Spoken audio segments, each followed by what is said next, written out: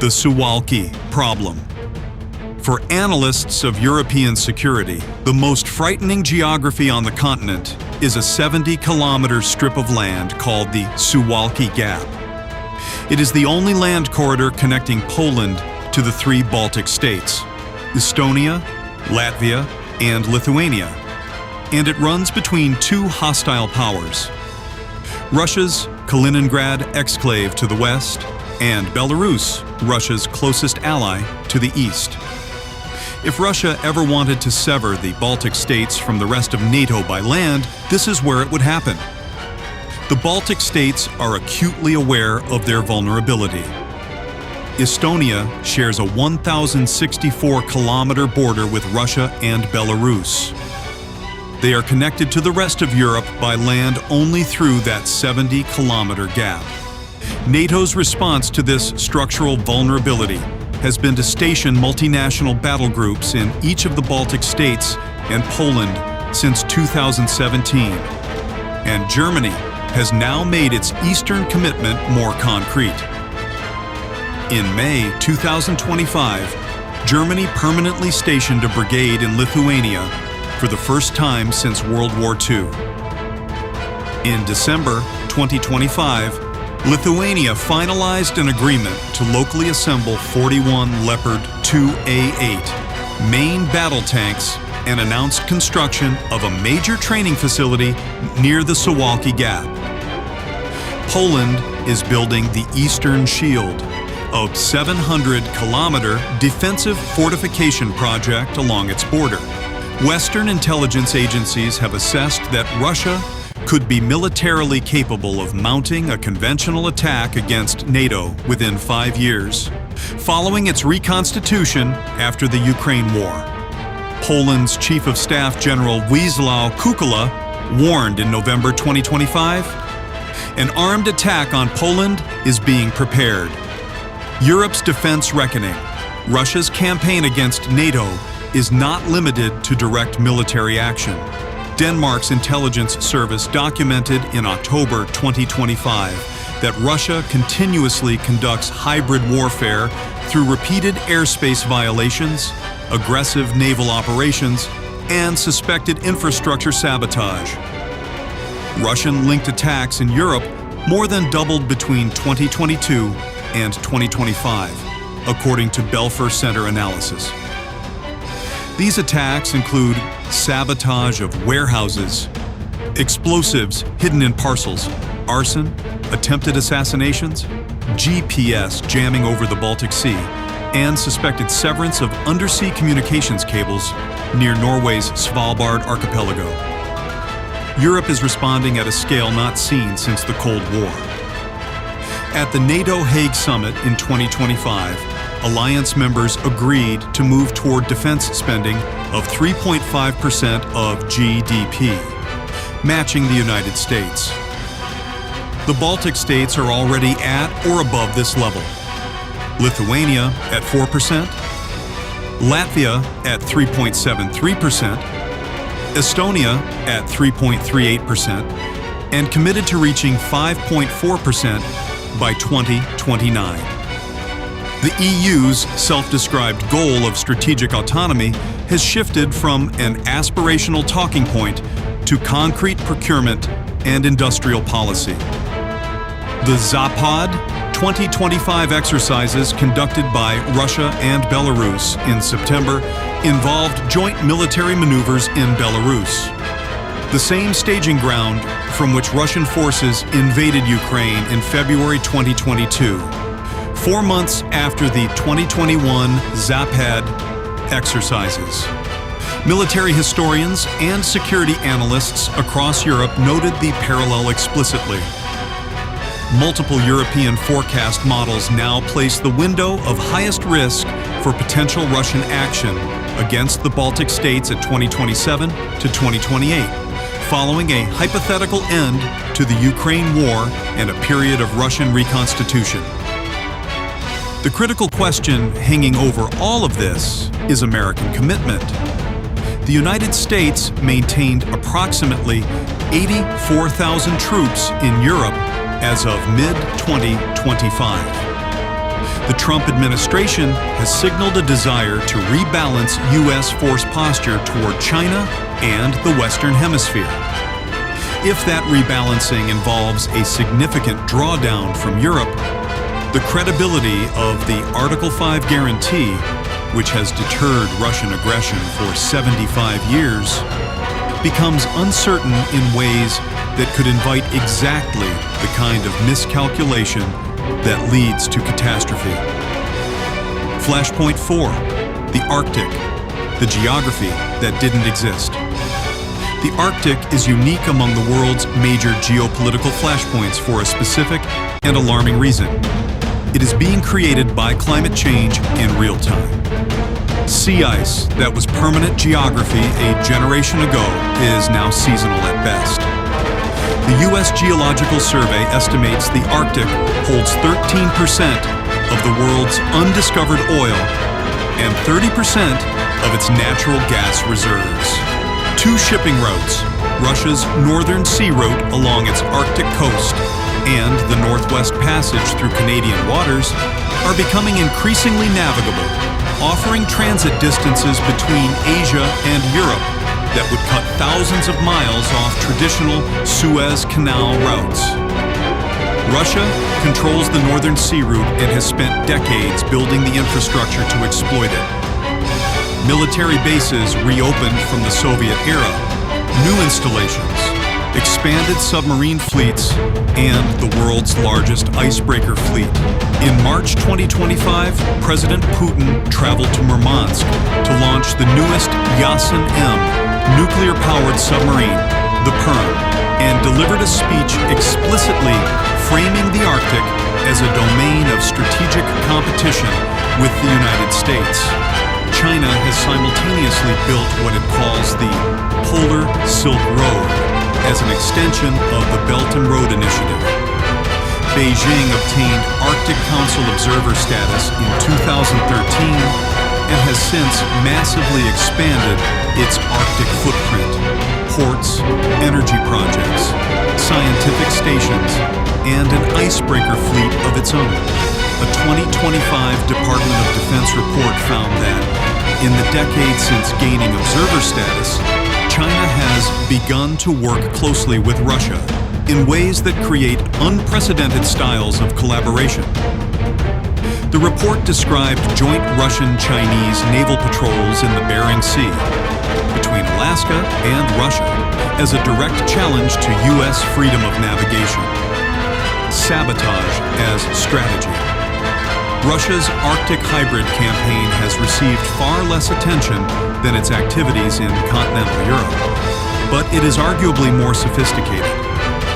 Chatham House documented that Russia has conducted a series of cable cuts in northern Norway and near Svalbard that are assessed with more consensus than the Baltic Sea incidents to be deliberate Russian sabotage.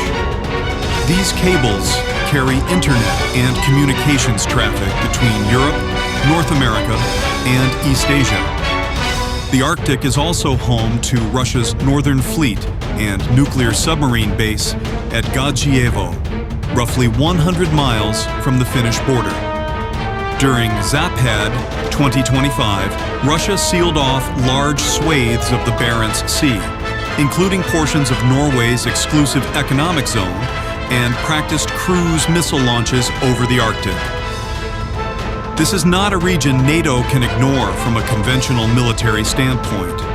The Arctic connects to the Greenland-Iceland-UK gap, the strategic maritime choke point that U.S. and NATO naval forces monitor constantly for Russian submarine activity.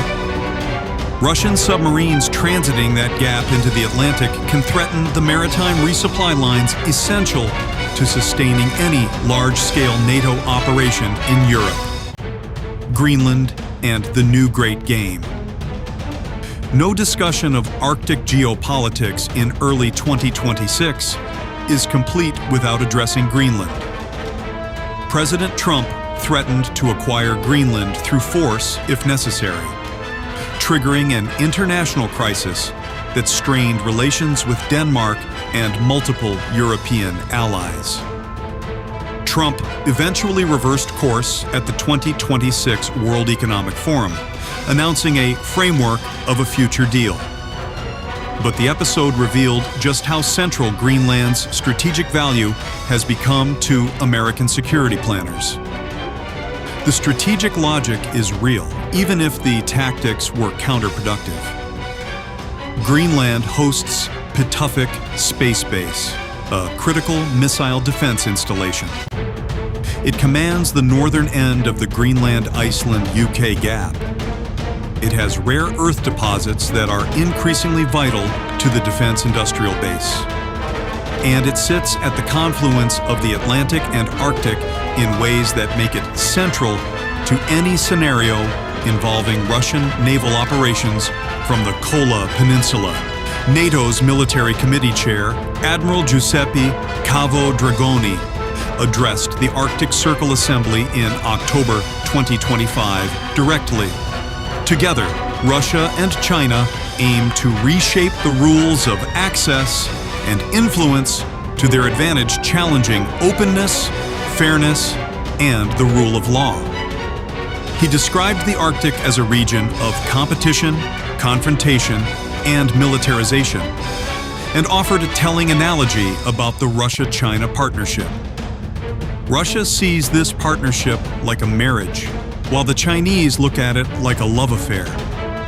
The breakup, he suggested, would be messy. But until it comes, the two powers are advancing shared Arctic interests that challenge Western access and governance. The United States has a structural problem in the Arctic. It has one operational heavy icebreaker. Russia has more than 40, including nuclear-powered vessels. China is rapidly expanding its icebreaker fleet. New American polar icebreakers are on order but years from delivery. In a region where mobility depends on the ability to operate in ice, this is not a minor logistical inconvenience. It is a strategic vulnerability. How the flashpoints connect. These 4 flashpoints are not independent. They are linked by a common architecture of revisionist power and a common vulnerability. The existing international order cannot manage all of them simultaneously. Russia and China have deepened military coordination explicitly designed to complicate Western response. More than 40 high-level Chinese military officers and defense industry personnel conducted clandestine visits to Russia between 2023 and 2024. According to a December 2025 Kyiv independent investigation. The PLA is receiving Russian assistance improving its airborne capabilities, critical for any Taiwan invasion scenario involving establishing an airhead. Russia benefits from Chinese technology and economic support that partially offsets Western sanctions. Each nation creates cover for the other. The coordination is not merely bilateral. China timed Justice Mission 2025 to coincide with Russia's Northern Territories exercises, deliberately creating a two-front constraint on Japan.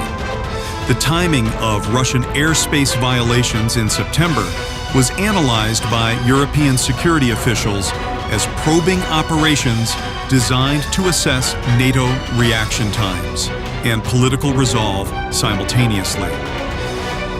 These are not coincidences. They are the outputs of strategic planning by two governments that have explicitly framed their cooperation as a counter to what they call Western hegemonism. The deeper connection is what military strategists call bandwidth. The United States and its allies have finite military capacity, finite political attention, and finite economic resources to manage simultaneous crises. China knows this. Russia knows this. The strategic logic of simultaneous pressure is precisely to stretch Western capacity until one of the flashpoints breaks through and the others must be managed with reduced resources. Taiwan's security and Baltic security are not formally linked by treaty. but they are substantively linked by deterrence credibility. If the United States visibly withdraws from one commitment, the credibility of all its commitments degrades. If America does not honor the Mutual Defense Treaty with the Philippines, Japan, and South Korea recalculate their own security assumptions. If NATO does not defend the Baltic states, Finland and Sweden, who joined NATO explicitly because of Russia's Ukraine invasion, face the prospect that their alignment was a catastrophic mistake. These chain reactions are not hypothetical. They are the operating logic of the alliance system itself, the accidental war problem. The most underappreciated risk in all four of these flashpoints is not the deliberate war. It is the accidental one. History's most catastrophic conflicts were not always launched by calculated decision. They were often initiated by miscalculation, misreading, or a local incident that spiraled beyond anyone's control. In the South China Sea, Chinese and Philippine vessels are physically colliding. A Coast Guard officer fires a water cannon that kills a crew member. A Philippine vessel operating under legitimate treaty protection is sunk. Manila invokes the Mutual Defense Treaty. Washington must decide whether to respond militarily within hours in a situation where backing down destroys alliance credibility across the entire Indo-Pacific. This is not a novel scenario invented for a war game. It is a plausible extrapolation of documented events from August and September 2025. In the Taiwan Strait, PLA drills are practicing within the contiguous zone. A navigation error, or a deliberate test, puts Chinese ships inside Taiwanese territorial waters. Taiwan's military responds. China escalates. The question of whether U.S. forces intervene is decided in a compressed time window by leaders with incomplete information. On NATO's eastern flank, Russian drones are already entering Polish airspace. One of those drones kills a Polish soldier, a civilian, or hits critical infrastructure. Poland invokes Article 5. NATO's response must be decided by consensus among 32 nations with different political risk tolerances, different domestic audiences, and different assessments of what Moscow actually intended. Xi Jinping's ongoing purge of senior PLA military leaders has introduced a distinct additional risk. Purges consolidate power, but they also remove experienced officers and replace them with loyalty-selected commanders, whose competence under real operational stress is unproven.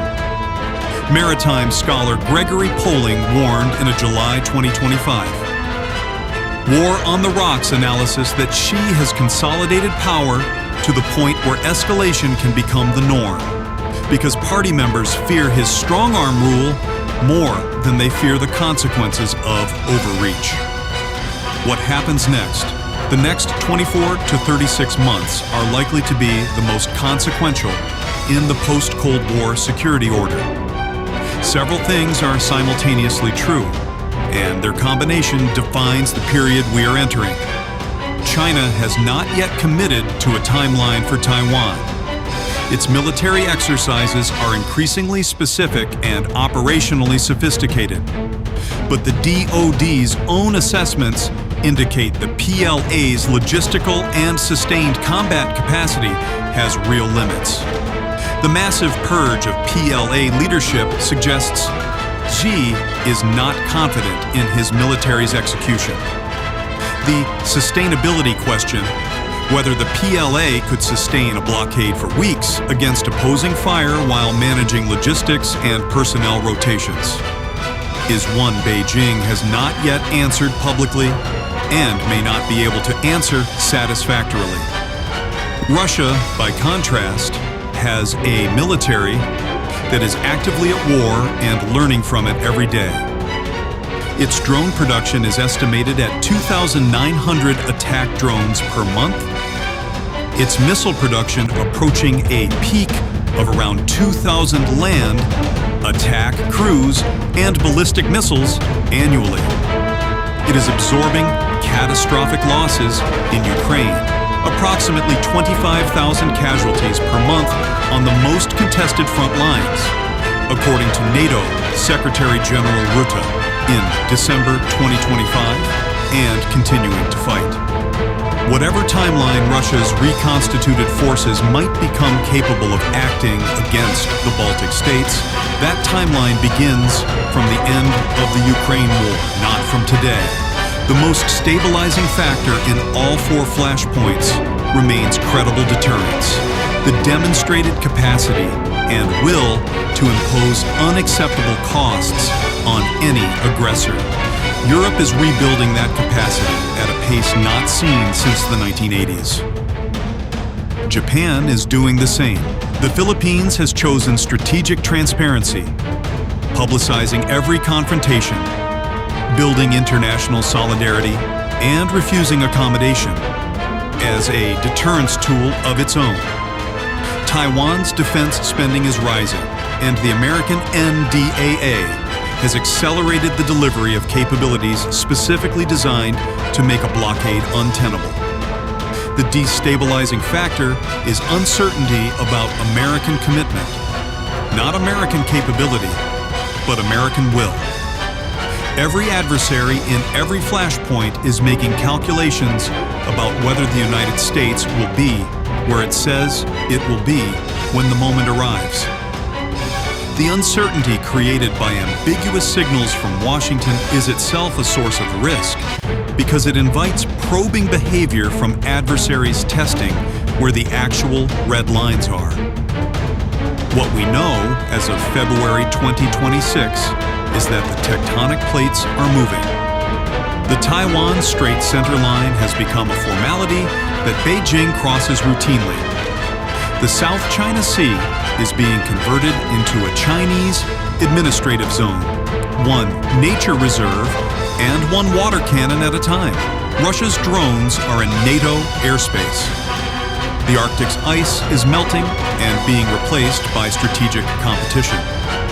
None of this ends quickly or cleanly. All of it requires sustained attention, clear commitments, and the kind of long-horizon strategic patience that democratic governments find genuinely difficult to sustain. The post-Cold War assumption that the liberal international order would naturally persist, that adversaries would gradually integrate into its rules and norms, has been tested to destruction. We are in a new period now, and its defining characteristic is the simultaneity of challenges. 4 flashpoints, 1 security system, a window of time in which the decisions made now will shape the structure of global power for the next 50 years. How that window closes matters enormously.